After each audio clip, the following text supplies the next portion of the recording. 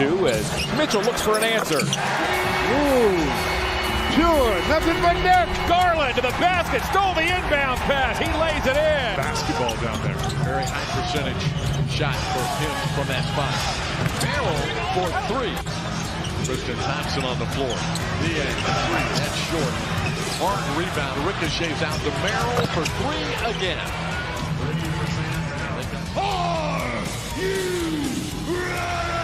For the We Like Sports Show, tune in and see the latest the crew has to say regarding the latest sports topics nationally and locally. Make sure to check out our website as well, WeLikeSportsPC.com. Subscribe on all platforms, including podcast platforms, YouTube, TikTok, and much more. And be sure to follow us on X at WeLikeSportsPC. Started with Anderson and Ramirez.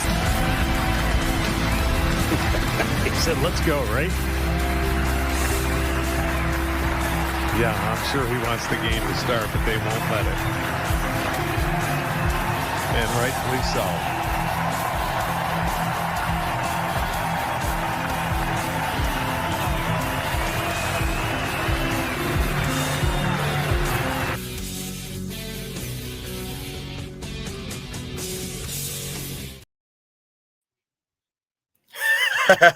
I just wanted to throw you off and see what your reaction was if I handed you first. His reaction was priceless. He's like, oh, wait, what? I saw him bobbing his head to the music, so I'm like, we got to throw him out there. But welcome to the We Like Sports Show. It's Sunday. It is week 13. We're surviving. At least Avi is. We're here. We're alive. We made it. We're alive. We're alive. All of the above. But it's Sunday morning. Time to place your bets. Browns don't play today, but the Steelers and the Giants don't play. Steelers do play, Giants don't. Did I reverse that? Yeah, you said they both don't play. So, Well, I meant to say they both played, and then do you have enough coffee this morning? I had one cup. It's rough. Yeah, it's not enough. You need some more. Let's keep going down it.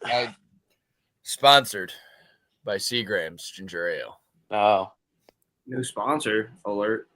speaking of sponsors, my buddy sent me the happiest place on earth. He was at Buc-ee's last night. So Honestly, that's where I got that from. I shipped it from Buc-ee's.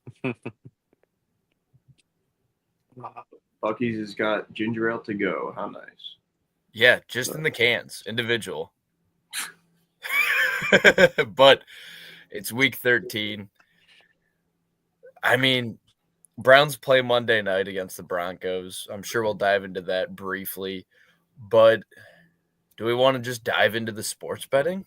Or do we want to kind of preempt it and talk about Thanksgiving football and the Giants' loss to the Cowboys? Yeah, I mean, we can talk about that loss. It doesn't really matter for the Giants, as you know, their playoff hopes were pretty much down the toilet way before that game.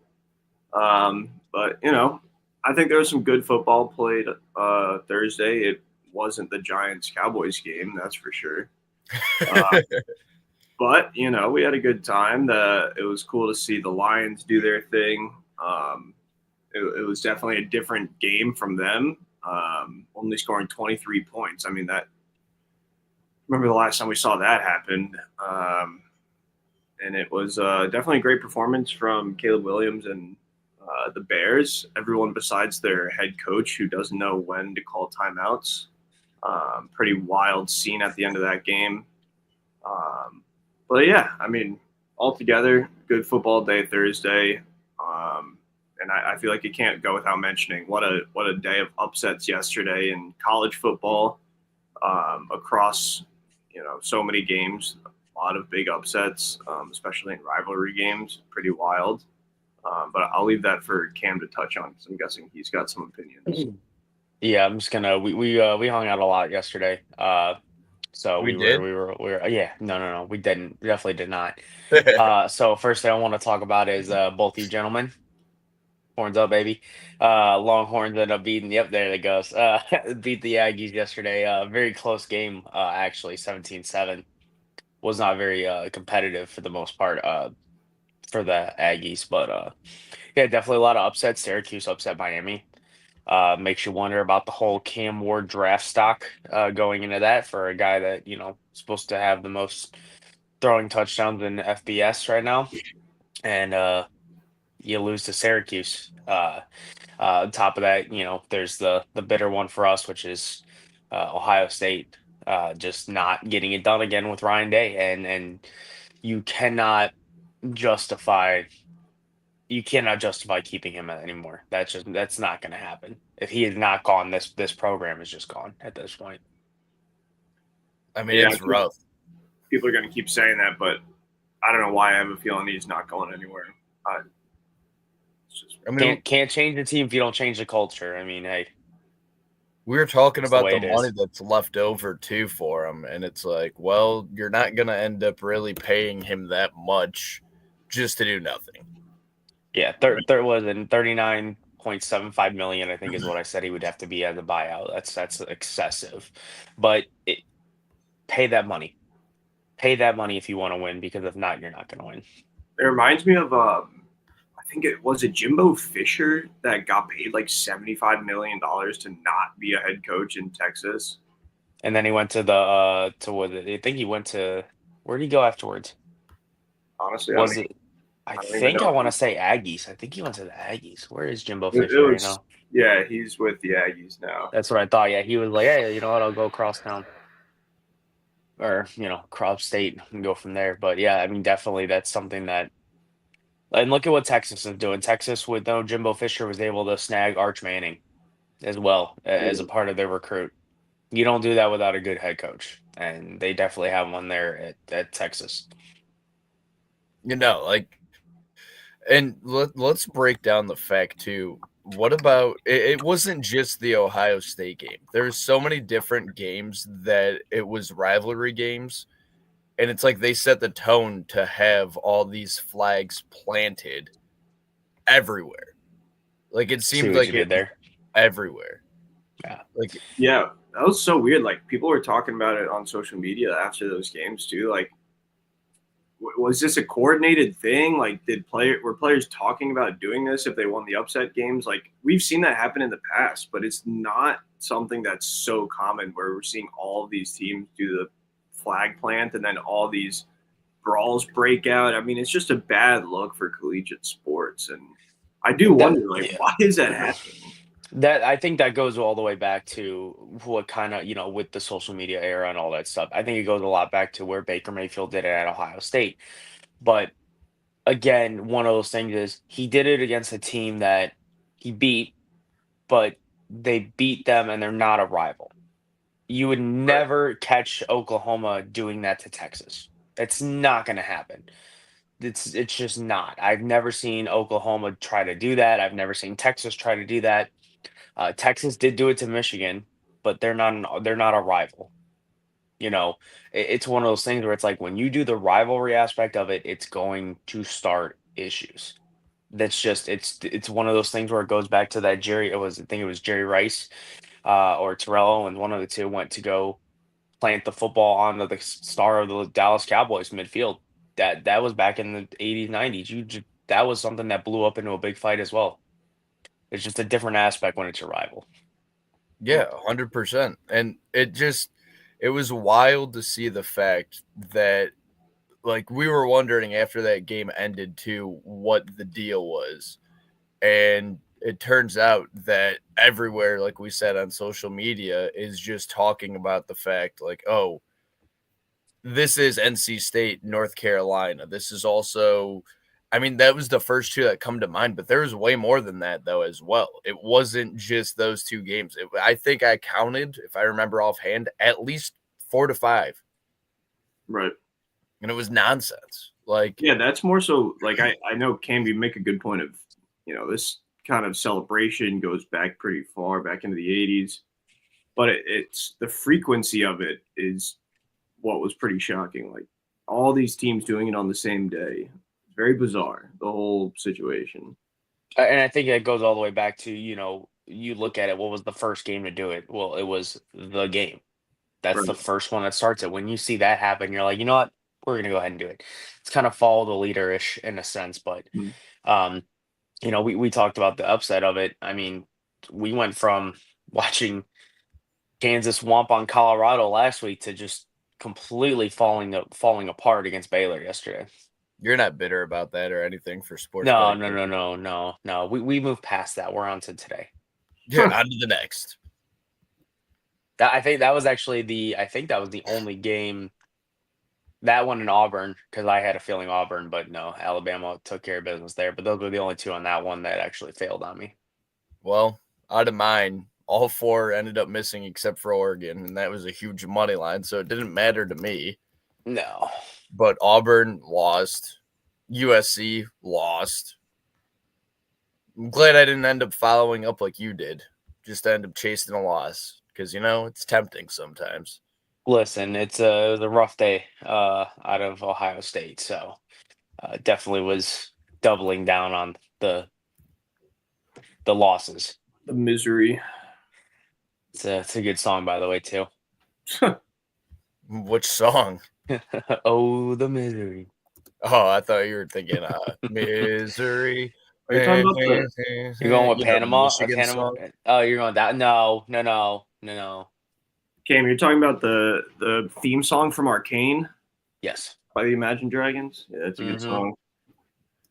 Season 2 of Arcane just came out. I gotta watch that. Well, there you go. Sunday fun day after football, obviously. Yeah, right. After Red Zone exclusive coverage that is behind the scenes. I just found out that we got free tickets to Cavs Celtics at 6. So I guess we're going that. Nice. That'll be a good time. Hopefully their offense shows up. Yeah, it could be really tough to watch. So well, one way or another, I'm sure we'll talk about it on Tuesday. For sure.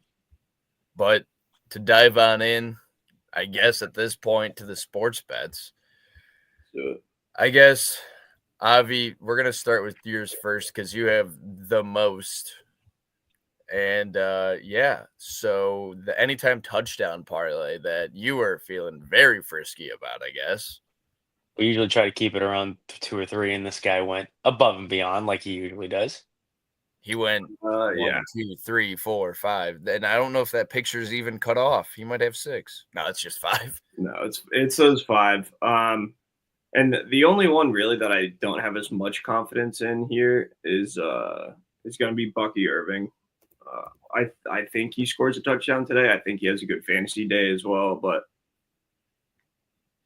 I don't know. The Carolina Panthers have been playing an oddly good game the past few weeks. So, while I think that could be a pretty low-scoring game, I see Bucky Irving and Mike Evans getting the touchdowns there. They're just so vital to that offense. And you'll see later, I'm pretty heavy on Bucky Irving in the props as well. So, this is what we got here. I believe if you parlay all of these picks together, it comes out to, let me pull it up so I can tell you guys. Should have had this open beforehand. You could just tell that Avi is a sleepy boy today, dude. Yes, he is. I'm like half alive right now. I bet, it's man. better than being half dead. Depends which way you look That's at true. it. Yeah, I'm a positive guy, so we're gonna say I'm half alive instead of half dead. There you go. But yeah, so those parlay together comes out to plus 1,400. Obviously, you can take them as separate bets, but I like parlaying things because it's fun. I think those are mine, yeah. Cam's picks. So yeah, Cam, you go ahead, bud. Yeah. So this would be my my over under money line spread picks. I do like the Colts at -2.5. Weather looks pretty decent in New England. It's gonna be cold. But you definitely seen no Josh Downs. He went out with an injury last week. And he is out for today's game. But on the bright side of that, you did see Richardson and Michael Pittman have that connection again that they had last year, and it's definitely a plus there.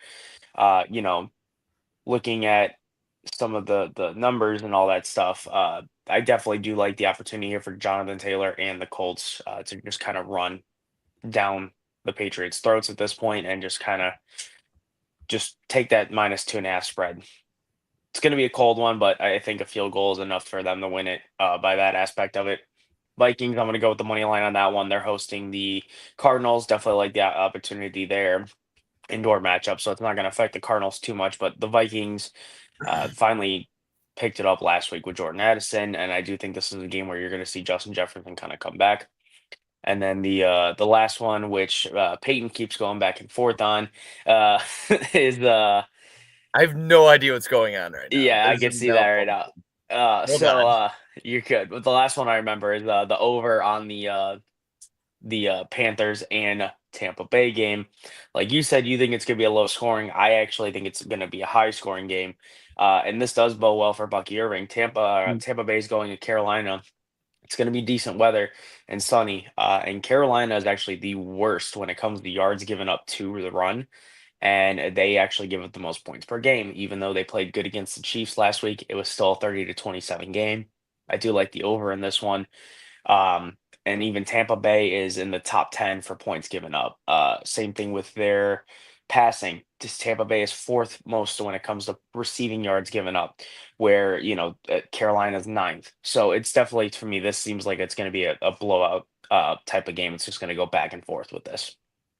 So which way do we want to end up doing it? Because apparently I malfunctioned. I have no idea what happened. Yes, you did. Javi, did you end up getting through all your anytime touchdown picks, or did you just kind of get lost along the way? Serious question. No, I mean, it was good enough. So really trying to go over each and every pick like specifically, so it was fine. Yeah. Okay. So let's try to do this again. Should I do anytime touchdown or should I do the spread? Considering that I've done both so far for both you guys. Actually, you know what? Let's change it up. Let's go player props because then we'll hit on every single one. Okey-dokey. Because that makes sense, I guess, right? Nope, that's not it. We'll What figure did this out. Nope, he didn't have enough coffee today, I'm telling you. Dude, I need to open up that Seagrams. Oh, well, I haven't heard it crack open yet. Seagrams ain't gonna save you.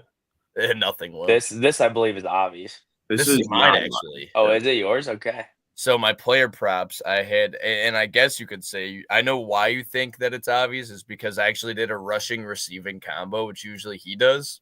Mm-hmm. And I actually don't do that often, but Aaron Jones, I mean, you could probably have a safe bet with him having 80 plus yards, but Aaron Jones, I mean, he could easily rush for 100 plus yards, but with the receiving end, I mean, if you just consider 80 rushing yards and 20 receiving yards, I feel comfortable with that bet. Either way with Aaron Jones, I think he's 100 plus rushing and receiving.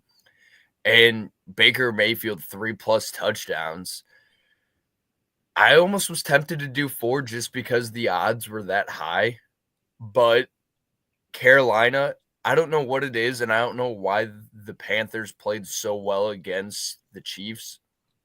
But I think Mahomes plays down to competition often, and Baker Mayfield, I think, is going to show. It's not necessarily that he's the better quarterback, but it's more so the fact that he ends up playing at the same pace throughout the year. So having 3+ touchdowns isn't out of the question. If we consider the fact with Avi having Mike Evans with an anytime touchdown, Bucky Irving, whether or not that's receiving or rushing, that's already 2 if it's a receiving end. All you need is just 1 more from Baker Mayfield. And I think that the Buccaneers, they're not going to run all over him, but I think it's going to be probably at least a 2-score game that the Buccaneers win by. But that's my player props for this week. I like those picks. Aaron Jones, at first I wasn't too sure with. I get worried about the Cardinals defense with Buda Baker and the squad in the middle there, but I think that's a good pick as well. So, and you get some good value out of those. Parlay together is what, plus 840 or something. Yeah, I believe it's like 844. I think is what I've seen. Nice. And that was one of the bets that I actually didn't do, but I might end up being half tempted and do it anyways and spend 25 today because somebody twisted my arm. It was myself, but somebody twisted my arm. See, look. But diving on in, we'll end up getting Avi's player props. We'll go full circle back to Cam's anytime touchdown, then my anytime touchdown, I think. just to get back on track. And then we'll dive into a little bit of fantasy advice too. But obvious player props aren't that far out there either. I mean, I like those odds. Yeah, this is more of like a smash bet type play for me today. Something that I don't want to say can't lose, but to me it feels like both these guys are due for a great game. You know, we've seen Ladd McConkey have great games week in and week out, and I think Justin Herbert's trust in McConkey has just gone up exponentially. Dare I say his trust in Quentin Johnson has just been thrown out the window after what happened last week. So I like Ladd McConkey here. And Nico Collins is just waiting to have a huge game, and this is the defense to do it against. So I love Nico Collins here also, and the value we get out of here at plus 122 is fantastic. So you can play this down with Nico Collins at 75 yards and Ladd McConkey at 45 if you'd like to, and still get some good value out of it.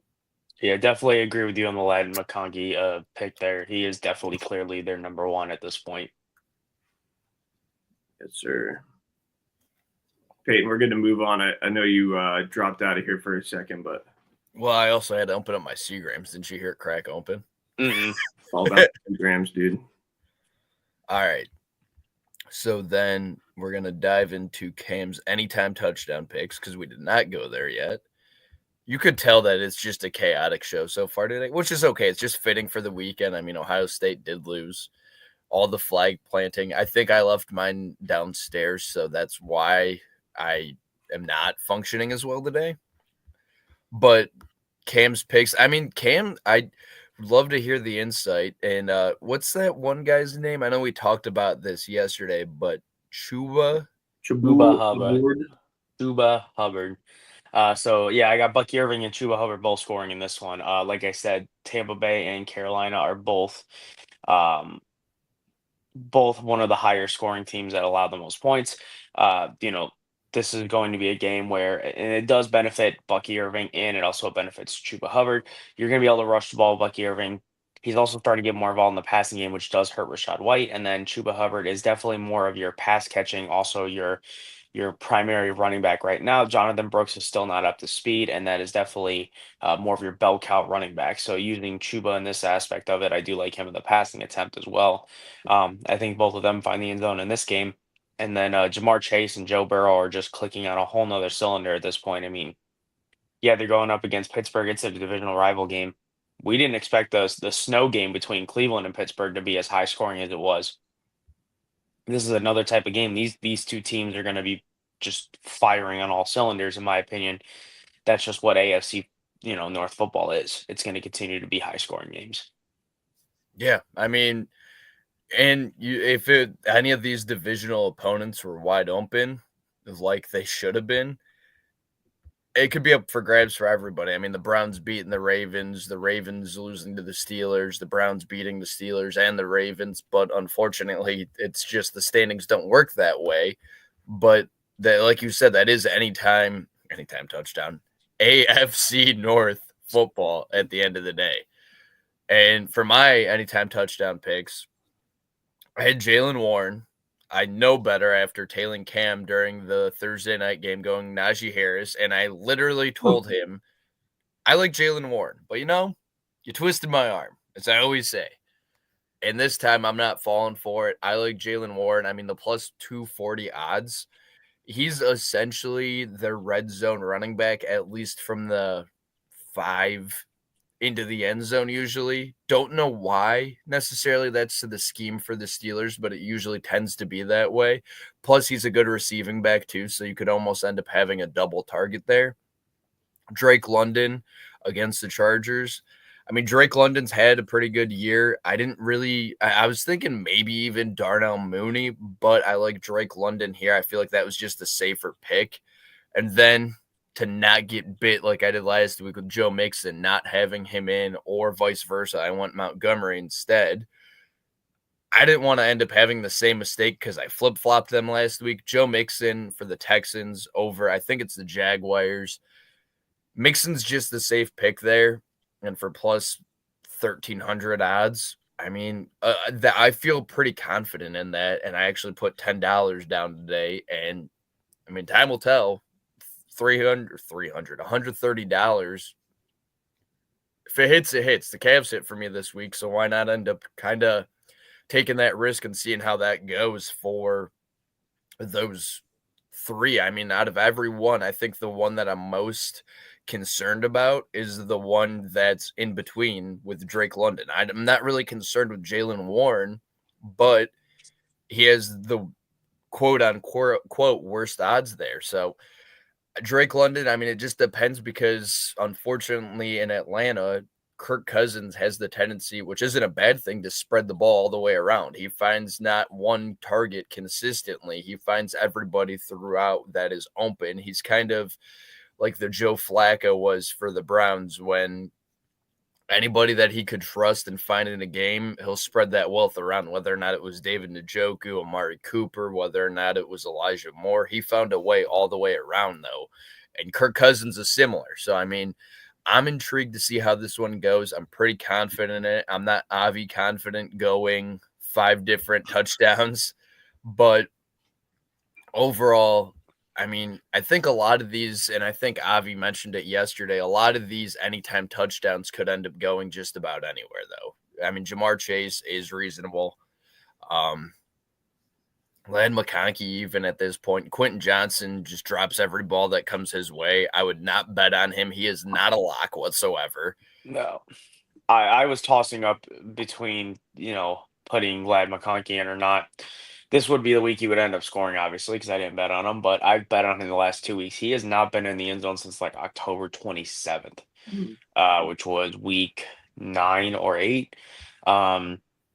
That's not good on his aspect of it. It seems like they tend to target more of their running backs or more of Joshua Palmer at this point, but McConkey, it definitely was a 50-50 toss for me. I left him out for that exact reason, though. It's a good name to bring up, Josh Palmer, because he's seen more and more involvement over the past few weeks as Quentin Johnson has proved to kind of be same old Quentin Johnson. So, yeah, keep Palmer in mind, especially as we move into the fantasy conversation. All right. So for fantasy, I do need some advice from you guys. Helped me last week going Bucky Irving. I mean, Bucky had a huge game. I mean, 25 points. I would rather have that any day of the week. And, I mean, 10-2 league, I clinched. I'm not too worried about it. I'm down by 30 roughly going into today, but they ended up already having 2 players play. They had DJ Moore and Jared Goff. So 1 wide receiver and 1 quarterback. So they still have a defense, which, I mean, defenses don't usually score too much. But out of the 6 remaining, I only had the Dallas Cowboys defense that had a TD, an interception, a fumble recovery. I mean, 17 points, and I only had 1 person go. I'm not mad about it. But as we were saying, though, I mean, my running back situation, I mean, it's rough because Austin Eckler was my original running back. He's on the IR now. I have to end up going Travis Etienne Jr. I'm not too confident with him, but him and Derrick Henry, I mean, it's kind of what I'm stuck with right now. I might have to end up looking at the waiver wire. I mean, as of right now in the waivers for this league, there's Gus Edwards, which isn't a bad idea, I know. But that's the only reasonable one that I would end up saying. I mean, honestly, at this point, would you end up having faith in Gus Edwards over Travis Etienne Jr.? Let me ask you that one, and then we'll go into the next league that I need a win to make the playoffs. My personal opinion with that question is both guys are pretty touchdown dependent. If you don't get a touchdown with Gus, I don't think you're going to be too happy. And same thing with Etienne. And I know this is a team you have Bucky Irving, correct? Or is that a different team? This is the different team. Okay. So, yeah, I mean, in this situation, I would probably go Gus Edwards, just because you're looking at a team that's on an upward trajectory. The Chargers have been playing good football. Gus Edwards is going to get majority of the touches. And with the Jaguars, they've been playing bad football, and we don't even know if ETN's going to get, the bulk of the touches there. So, yeah, I faded ETN basically the entire season, and I'm going to do that again today. So, yeah. Cam, what do you think there? So Gus Edwards is finally going to get a shot at the number 1 role, something that J.K. Dobbins has had locked down all year, especially with Edwards getting hurt for a while during the year. He really hasn't even been brought back up to full speed yet. Since he's been back, 10 carries, 6 carries, 9 carries. He averaged 5.5 the first game, 4.5 the second game, and 1.2 the last game. That being said, you look at what Tony Pollard did against the Texans last week. 24 carries, 119 yards, touchdown, 3 catches. I honestly might start fading ETN in this one, just because I think that the Chargers are going to come out and start throwing the ball more this game. When you say fading ETN, what do you mean by that? Because fade. Let me. Yeah, wrong term there. I would lean towards more. I would slightly go towards it. Yeah, I'd lean towards ETN on this one. What has ETN's production? You guys are giving me split decisions here. Yeah. Is this a PPR league? Yeah, every league's PPR. Full PPR. Yeah. I mean, dude, it's so hard for me to say you'd want to start ETN when his past 4 games, let's say this, his past 5 games have been didn't play, 4 points, 4.8 points, and 4.8 points. And then before that, he had a negative point game, 9 points, and 6.5 points. He hasn't gone over 10 points since week 3. And honestly, yeah, a lot of it has come down to the game script of it too, and the Texans' defense has been worse over the last couple weeks. With ETN too, I haven't started him essentially all year. I've had him, but I mean he's burnt me so many times. So that's kind of why I'm thinking Gus Edwards and leaning that way. I mean Austin Eckler has been more of the back that I've gone with. And now he's out of the equation. And either way, I picked up Gus Edwards because playoffs are coming up now too. So either way, it's not a bad pickup. It doesn't necessarily matter that much, but I think I'm moving towards Gus Edwards just because if he ends up failing me, it's not a make it or break it situation. I mean, I might end up losing the number 1 seed, but regardless, I'm still in the playoffs. We can move forward that way, and I'm still set for on to the future. But moving on to the league that counts the most, 6-6. I mean, we're all deadlocked here. 6-6. We have 2 people tied for 3rd at 6-6. 3 people, tied for 5th at 5-7. I mean, this one's a tough league to end up getting, and it's an 8-man. This is the league I have Bucky Irving in, Aaron Jones. I like those 2 running backs. My other option, once again, was Travis Etienne Jr. 100% not using him in this league. Had J.K. Dobbins. Dobbins is on the IR, so that just that's a moo point at this point. It's like a cow's opinion. It's moo.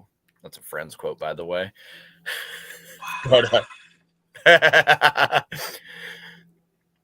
for wide receivers, A.J. Brown, Zay Flowers, Nico Collins, I like those guys starting overall. That one with Terry McLaurin was my 7-4 league that I'm in. But I guess, do you trust Disley or do you trust Kyle Pitts?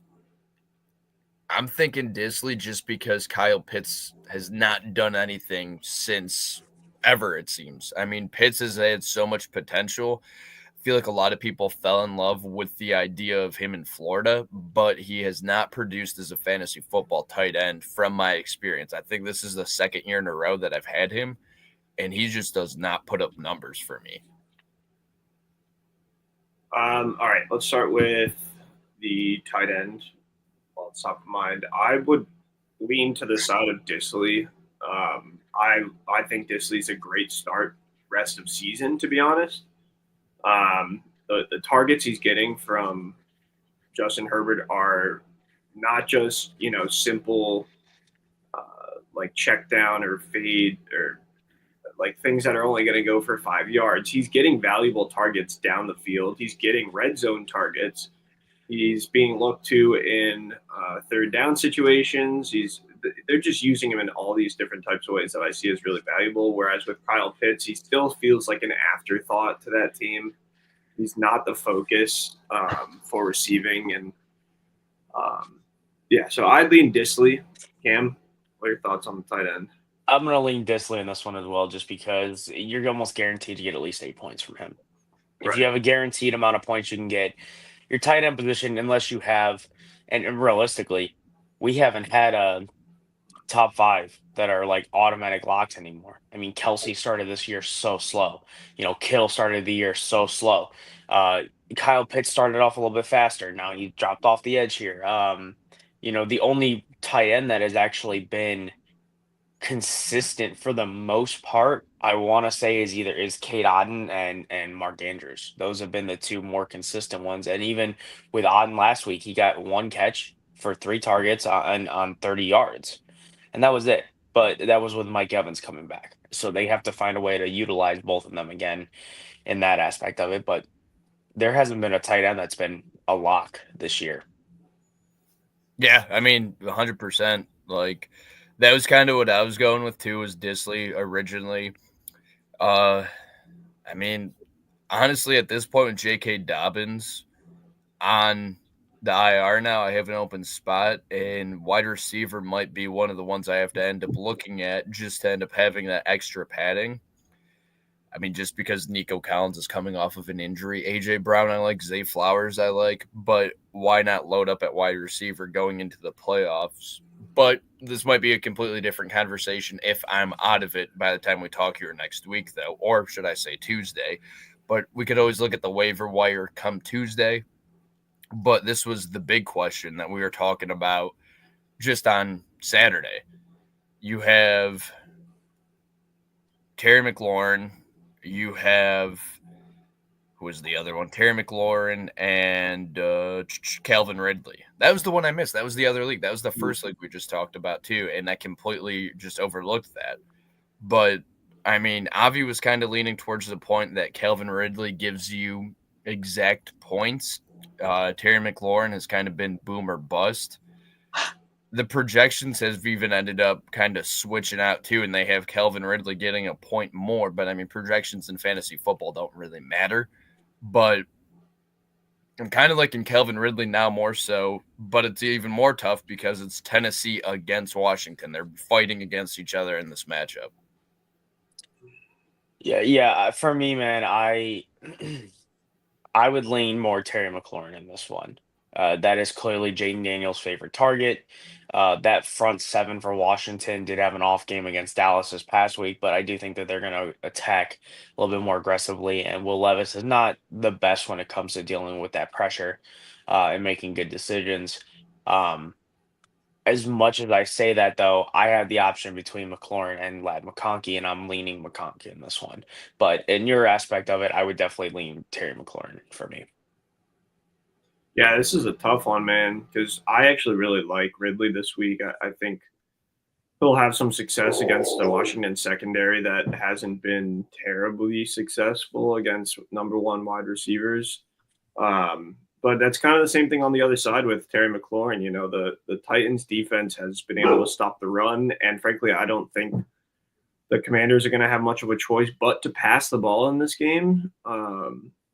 So we would hope that McLaurin will get a higher volume of targets than he saw last week before, he was having a horrible game last week against Dallas before he had that touchdown at the very end of the game that, he ended up having a 19-point fantasy output, depending on your format. But, I mean, I agree with what Cam said here where it's, boom bust type of situation for McLaurin. But I would probably lean that way because you're going to want those points if they're there. And the way that it's gone this year for McLaurin, most of the time he's a boom guy. That's why he's wide receiver 5 on the year. So it's hard not to put him in there. But to be fair, I will also be starting McLaurin. And So won we my league. suffer. We both suffer together. Yes, exactly. So let me ask you this then, real quick, because I have an opportunity here, and I think I'm going to just jump on it no matter what here. But Jordan Addison is available in my one fantasy league. Yeah, I mean, it's I, a good stash if you can get him for nothing off of waiver claim, and I would be dropping. I have a chance here to do two moves. I can do two moves here. This league, I did end up drafting two tight ends.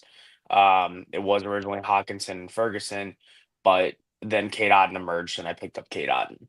Because Hawkinson still had yet to come back yet. Ferguson, he's got an easier matchup coming up here. Okay, if he comes back, which he's expected to after this week. Cincinnati, Carolina, Tampa Bay going into championship week or playoffs. It's not a bad slate to go up against, but you do also have Kate Otten. He's going to be up against Raiders, Chargers, and Dallas. That's a little bit better in my opinion for that aspect of it. And then Hawkinson, he has Atlanta, Chicago, and Seattle. So it's okay. almost like, should I drop Ferguson, and I do have Josh Downs who's out, I can move him to my IR and then add somebody, or do I keep Downs and Ferguson and just drop Ricky Pearsall? Ooh, yeah. I mean, those are all drop candidates in my opinion. Pearsall, while the name is fun and his story is cool, I don't foresee him being a relevant fantasy asset the rest of the season.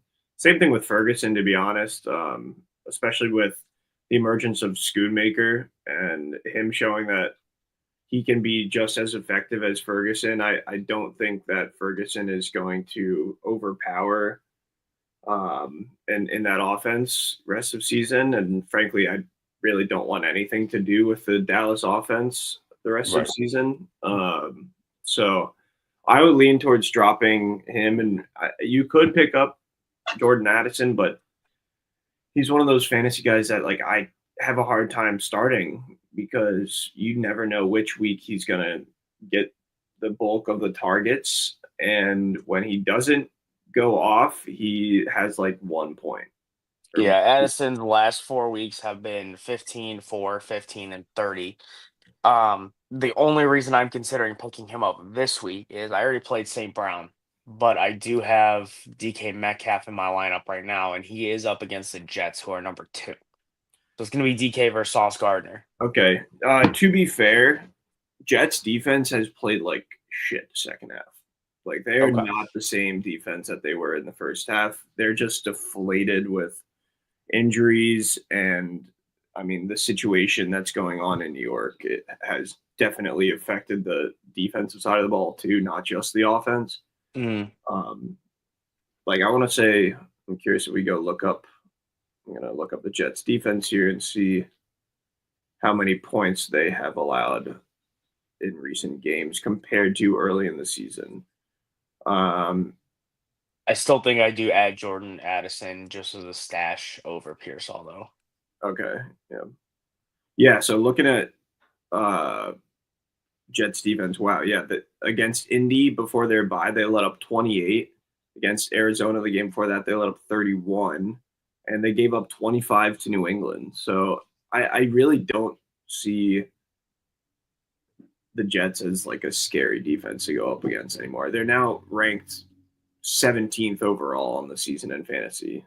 Yeah, my other aspect of it is I look at this, it seems like Jackson Smith and Jake Buzz definitely taking over as well. JSN And is definitely getting more targets. He's definitely, I think he's more vital to the offense than DK for sure. and that's where I'm concerned with it because DK, last 2 weeks since he's been back, he scored 14 and 9. 7 catches, 70 yards on 9 targets versus 4 catches on 5 targets for 59. He's definitely not getting those red zone targets right now, and that is a little concerning for me. Where you look at Jordan Addison the last 2 weeks, last 4 even, 5 catches on 5 targets, 42 yards on a touchdown.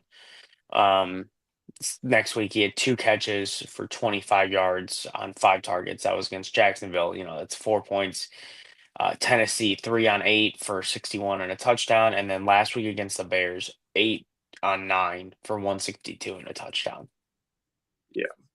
So Yeah, it's a rough toss up for me at this point. I feel like this pick is kind of a toss up because DK, you know how DK is. He could go off for 202 out of nowhere. And frankly, I like Geno Smith a lot. I think Geno Smith has had a really good year passing the ball, and I don't think that's going to stop. It's just a matter of, do the yards go to DK on big plays, or are they going to go to JSN? It's Right. kind of tough pick, and I feel like it's similar with Addison. It's like, is Justin Jefferson going to go off for 202, and Addison gets absolutely nothing? Right. Which is totally possible. We do have a comment in here. It says, what about the crab legs guy for quarterback? So he's referring to Jameis Winston, obviously, here. The crab legs guy for Jameis Winston, excuse me. Yeah. Well, the other question would be, who is your other option at quarterback? That's something we need to know first with that aspect of it. I try to stay away from the Broncos defense. I mean, Broncos defense has just been they're legit, and they've been playing really well. And I could see this being a tough game for the Browns and a tough game for Jameis. I wouldn't be surprised if he threw a pick or two. So yeah, I would look elsewhere if you have other options, or even take a look at the waiver wire and see what you can find. If you can let us know here, we can try and help you, but it's tough without seeing your waiver wire. Trevor or Herbert? I'd honestly go Herbert here. I'd go Herbert all day over those options. Yeah. Yeah. Well, frankly, Justin Herbert is probably going to be a top 12 quarterback rest of season, so he would be a good option for you to pick up and play rest of season. Especially with the options that you have with McConkey and Joshua Palmer as well. That's definitely an aspect I want to go. Disley, and let's not discount the rushing yards that come with Justin Herbert. Yep. I mean, last season I was really big on the Justin Herbert train, and he ended up having a down year. And then this year, going into the season, I wasn't too confident on Justin Herbert. And then, of course, we've seen him start to emerge over the past few weeks, which is beautiful because it has given people some fantasy options. Like, I picked up Will Disley, and I've started him, 2 out of the last 3 weeks. Obviously, this past week, I had Sam Laporta on Thanksgiving game, and I just had a feeling he'd have a good game, which he ended up getting 2 touchdowns, so that worked out. But yeah, I like Disley, and I like the guys with Justin Herbert rest of season. So definitely. I will be right back to deal with this dog real quick. You're good. I don't know. I'll riff on something. Let's see. I actually have my own fantasy football dilemma for today. And it comes down to a wide receiver choice in my flex spot, because I have Brian Thomas Jr., Michael Pittman, Quentin Johnston are my options. So Michael Pittman, Quentin, or who? Or Brian Thomas Jr. I've started Brian Thomas Jr. most of season so far. He's been fantastic. I have him in a couple of leagues, and he's been great for me. However, he has not been as good since Trevor Lawrence went out. But I believe Trevor Lawrence is playing this week. Is that correct? They said, I believe he might be back this week. Let me double check on that. But I will say, I still would lean more Michael Pittman, even though we kind of bashed him in a sense last week. I definitely do like the well, of course, we talked shit about him, and then he had a great game. Well, not a great game, but he had a 15-point fantasy day, which from a flex spot is, what more could you ask for, really, for someone out of the flex? But let's find out first if Trevor Lawrence is playing, because if he is, I'm going to be very tempted to play. It says he's healthy here on the ESPN fantasy app. Hasn't played since week 9. Active for Sunday's game. Yeah, I found 3 different reports all saying that he's back today. So, yeah, Adam Schefter even reporting Trevor Lawrence, Bruce Hall, Alec Pierce. Yeah, all of them are active. Yeah. Yeah, so then I guess the question becomes Brian Thomas Jr. or Michael Pittman. I'm leaning toward Brian Thomas Jr., and I think I'm going to keep that way. I just and I want to say there might be weather in New England as well that could affect the passing game. Let me see what that is. I mean, everywhere on the East Coast is rough. That I'll dive into that a little bit with my parlay, my 3-teamer later on, because Buffalo's getting hit hard. I'm sure New England's in the same boat. New England actually is not. They have 35 degrees. Nowhere near as much snow. Take into consideration too that you saw Miami against Green Bay, and that's a warm weather team against a cold weather area. I mean, Jacksonville's in Florida, and New England is 35 degrees. That's the but it's the Colts versus the Patriots in this one, and they, even though they play indoors, they are very acclimated to the cold. Living in Indianapolis, Jacksonville does have 61.1 degrees right now. They do have 10-mile-per-hour winds, and that is pushing. Actually, it looks like, if you're looking at midfield, directly towards one specific side of the field. Where Gillette Stadium looks like it's going to be more of a southwest wind, 8.1. So how many knots? I'm not kidding. getting into that. I can't even find that on here. But yeah, no, definitely. And this is the tough situation I'm running into. Is I might have to play Will Levis, or not Will Levis, Will Lutz on Monday in Denver, because if the snow is going to continue to fall like it is in Buffalo, I don't know if I can trust Tyler Bass. I have Tyler Bass right now also, and I picked him up recently. Actually, I made some moves this week that are aimed towards playoffs, and Tyler Bass being one of them. The matchups that they have in the playoffs are beautiful. They're playing at home against the New York Jets and New England. Like, that's going to be hopefully some high scoring games, even though they're in Buffalo. I really like that. I also really like Buffalo defense for playoffs. If you can snag them, that is a target for honestly, even this game against San Fran. You want to talk about a warm weather team coming into a cold? They're also going to have to play in the snow. You make a good point. And so I guess my question would be then, do I start the number one defense on the year, the Vikings, against Arizona, or do I start Buffalo against San Francisco tonight? I think Buffalo.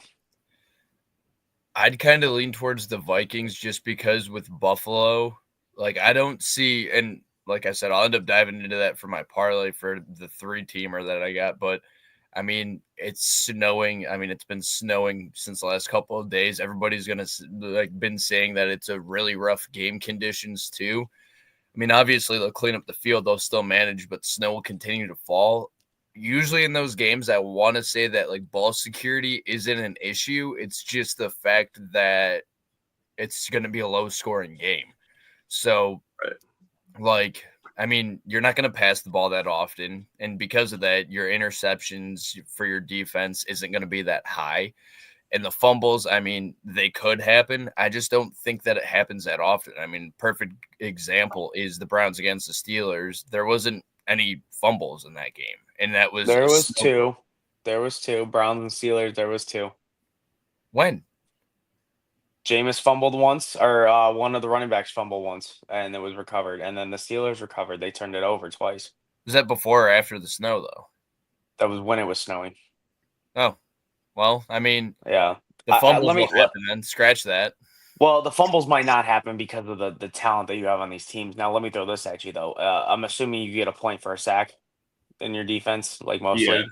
Okay, let me throw this at you. Trent Williams is out for today's game against Buffalo. Really? Interesting. So they're going to be struggling on the offensive line. And is Brock Purdy a lock? Is he in today? He is back, yes. Yeah. but Trent Williams is still out, so that's going to hurt their run game as well, and that's going to allow Von Miller and the rest of their defensive front to get to him. Interesting. I know it's a tough one, but Buffalo plays good in the snow, man. I honestly would rather take Buffalo on this one. My only thing with the Vikings against Arizona is it is in Minnesota. Indoors against an indoor team. Indoors against another indoor team, yep. Mm-hmm. Here's the kicker. It's double XP weekend for Call of Duty. And practicing. There's the Kyler Murray. It's kind of, dude, I'm telling you, every double XP weekend, Kyler Murray, he sucks. It makes no sense. But, well, we know he has like a deal with Call of Duty and he's like a Call of Duty streamer, but.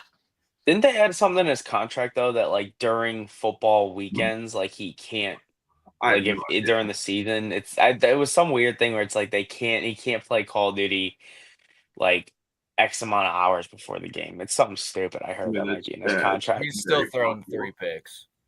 I mean, they also said they're going to target Marvin Harrison early this game. Maserati Marv.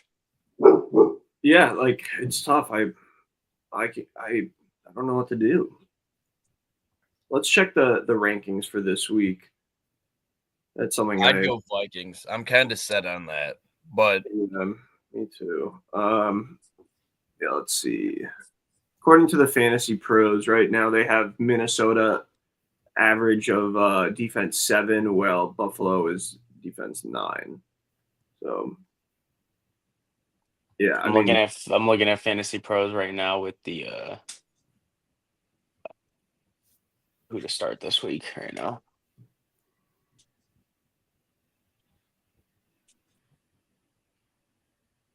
And this is probably going to see the same stuff I am, but probably.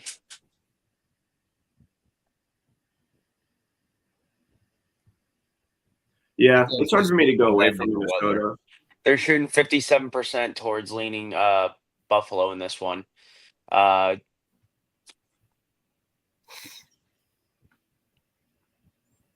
Yeah. I mean, if you're looking for points against, I'd go Buffalo just because spoiler alert, I took the under in this game with that much snow. It's going to be 17-10, if not less than that. Yeah. Yeah, I mean, I hear you.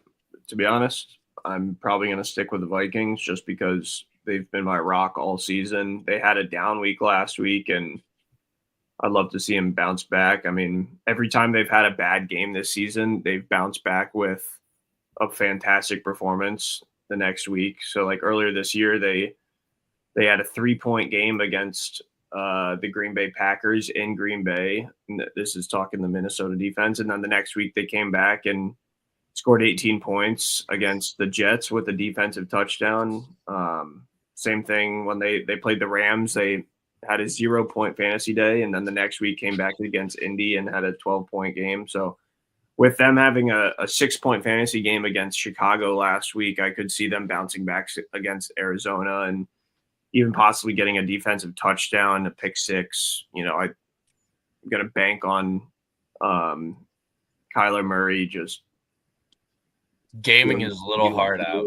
And yeah, throwing gaming his little heart out. Yeah, exactly. So, do you guys want to? Do we have any more fantasy questions, or do we want to shift to? I think I still have my player prop, and then you have your spread money line and all that. Yep, and I got my spread too. Yep. Well, then you have yours. Yeah, I did mine too already. All right, so let's finish up. We got, I believe that's Avi's. Yep. Yes, sir. All right. So obviously we've talked a ton about this Tampa Bay Carolina game today. I liked the spread here, but I just, to make it more simple of a bet, I decided to go with the money line for the Buccaneers. The Texans at Jaguars. I think the Jaguars actually put up a decent game against the Texans with Trevor Lawrence coming back, but it's just not going to be enough for Joe Mixon and the squad over in Houston. So I like taking the Texans there. And then finally, sorry, Payton, you're probably not going to like this, but I think that the Bengals are going to blow out the Steelers at home in Cincinnati. Boo day.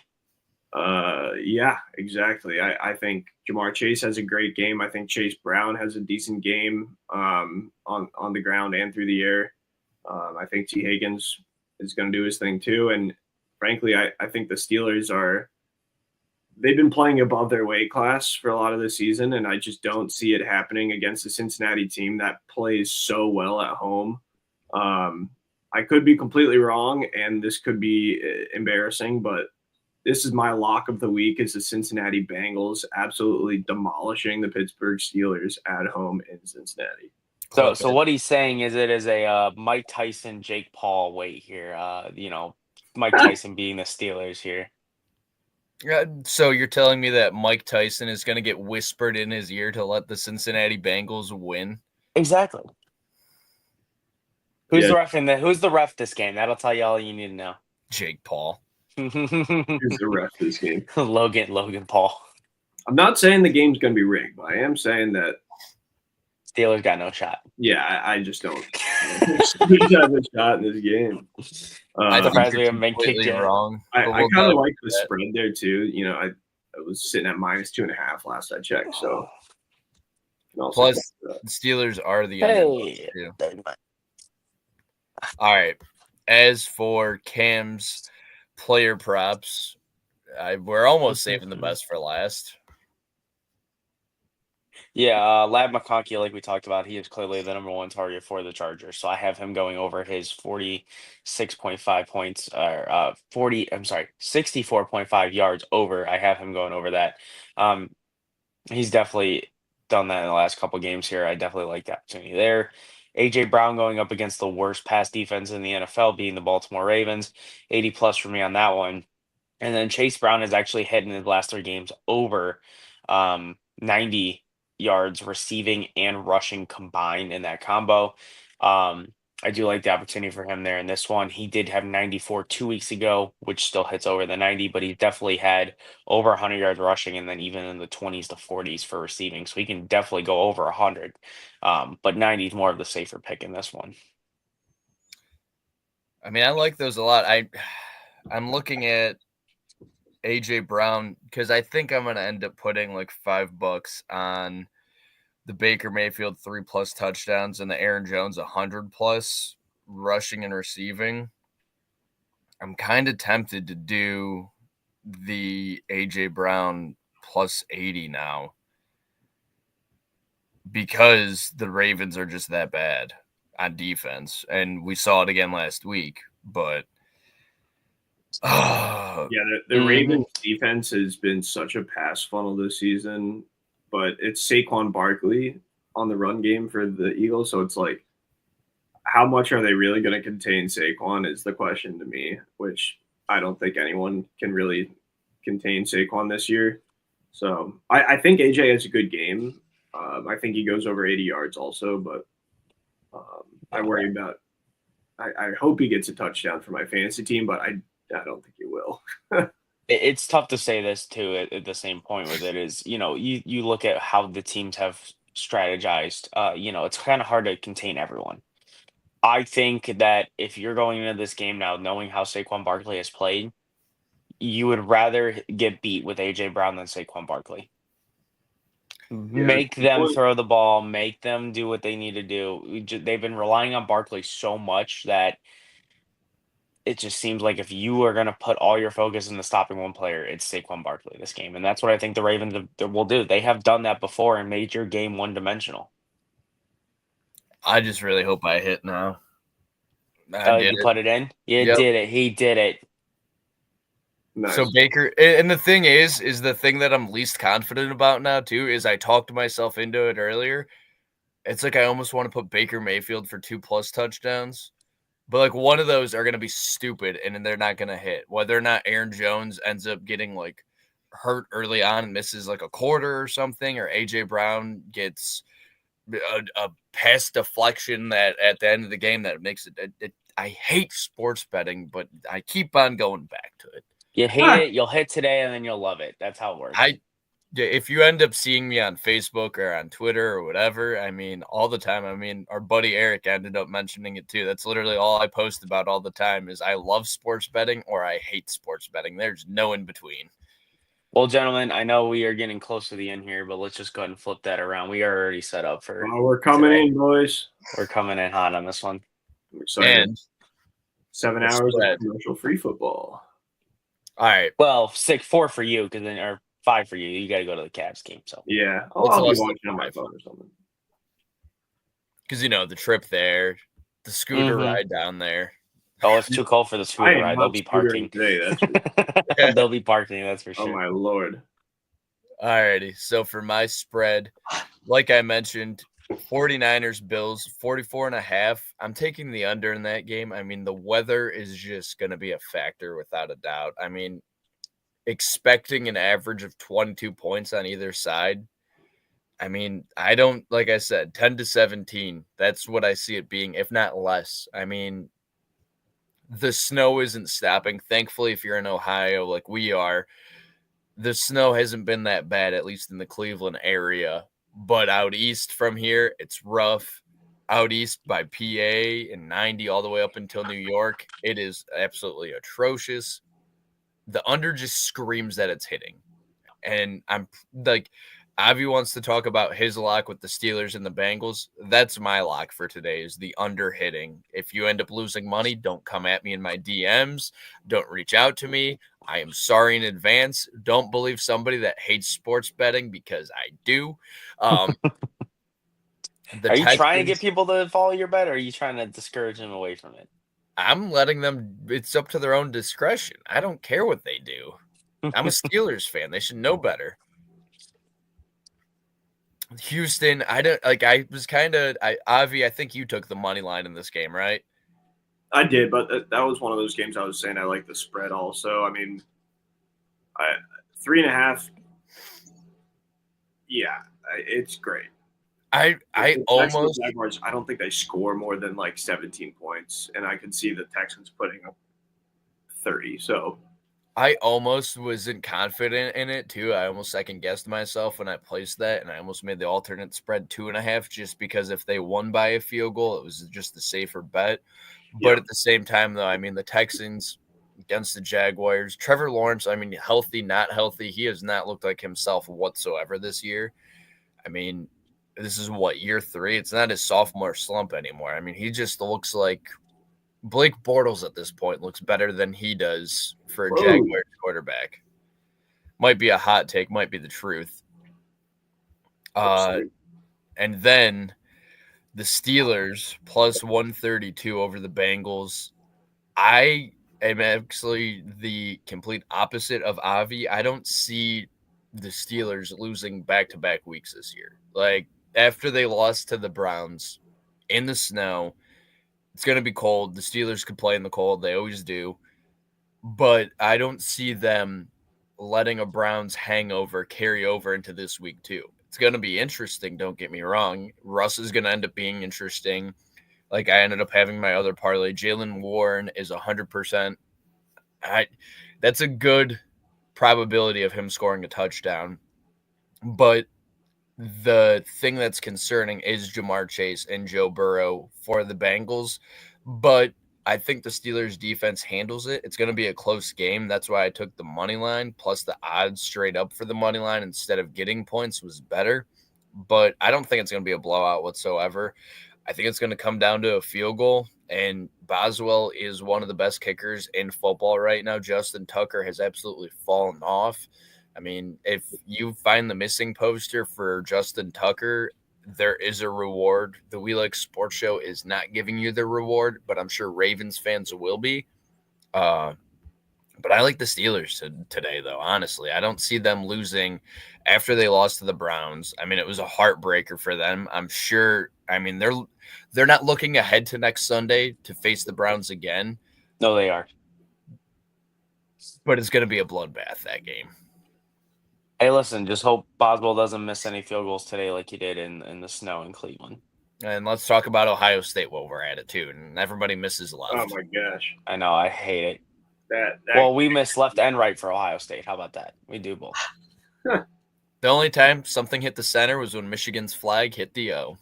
Okay. Ooh. Lovely. Rough time to be a Bucks fan. Sure. Well, hey, on they're that still note- in the playoffs, and so are the Texas Longhorns. So And so is Michigan, from what I heard. no, they'll be out. No, 6-5 Wolverines. Oh, 6 and 7, and they're not in there Why did somebody say they'll see us in the playoffs then? because they won't. They're being sarcastic. That's weird. All right, well, boys, we got 3 minutes till game time here. Yeah. I don't want to hold these people up on here while football's about to start. So why don't we end it with this? Let's have a great Sunday. Let's have a great betting slate, and let's enjoy watching some football. Indeed. Let's do it. So catch us on Tuesday, 6 to 7 o'clock for the We Like Sports Show. Once again, this was our betting special today on Sundays. Catch us again next Sunday, probably 11:45 to 12:45. We don't know time. We always go over. But whoever you're rooting for today, go your sports team. Enjoy football. And thanks for tuning into the We Like Sports Show Sunday edition, NFL Week 13, and you can bet on that. See you guys Tuesday. And for Payton, for Avi, for Cam, this was the We Like Sports Show. Follow us on social media. Bucky's, we're looking for that message on a sponsorship. Couldn't have said it any better myself. Peace out, We guys. love Buc-ee's.